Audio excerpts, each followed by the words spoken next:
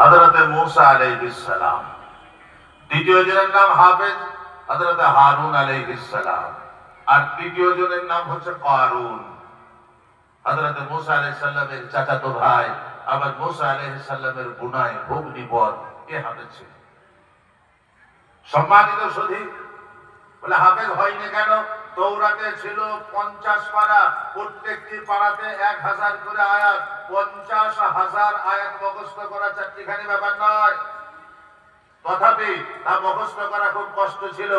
আর হযরত মূসা এবং হারুনের মুখস্থ করার পরে কারুন, আল্লাহ বুঝাচ্ছে উদাহরণ দিয়ে, বলে কারুন ছিল মূসা আলাইহিস সালামের চাচাতো ভাই এবং ভগ্নিপদ।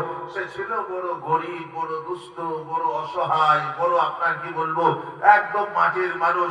খেতে পেত না, লোকেরা তাদের বাঁচিত খানা দিলে সেগুলো তারা খেত। একদিন কারুন মনে মনে চিন্তা ভাবনা করলো, যখন আমার খাবার অভাব, পড়ার অভাব, ঘরের অভাব, আমার যে কোনো সমস্যা মিটে না, আমি তখন করবো কি? আমার মনে হয় আমি তৌরাতটা বসে বসে মুখস্থ করি। তাই কারুন শুরু করে দিল তৌরাত মুখস্থ করতে। একাগ্র চিত্তে মুখস্থ শুরু করলো। মাত্র 2 বছরে পুরা তৌরাতটা মুখস্থ করে ফেললাম। একদিন হযরত মূসা চাচাতো ভাইকে বলছে, বড় ভাইজান, আমি তৌরাত মুখস্থ করিয়া ফেলেছি, আজকে আপনার কাছে পরিবেশন করে শোনাবো। হযরত নবী মূসা আলাইহিস সালাম কারুনের কাছ থেকে তৌরাত শুনলো, বড় খুশি হলো। খুশি হওয়ার পরে সবাইকে বললেন, রে হাদিয়া দাও, আল্লাহর ঐশী কিতাব তৌরাতকে মুখস্থ করে ফেলেছে। সবাই হাদিয়া দিতে শুরু করলো।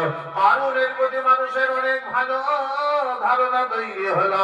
প্রত্যেকে এসে আপনার দিকে তাকে হাদিয়া দিতে দিতে কিছু সংখ্যক, কিছু মাত্র ধন সম্পদের মালিক বানিয়ে গেল। আর কিছু ধন সম্পদের মালিক বানার পরে তার বিবাহ করার জন্য ইচ্ছা প্রকাশ করিল।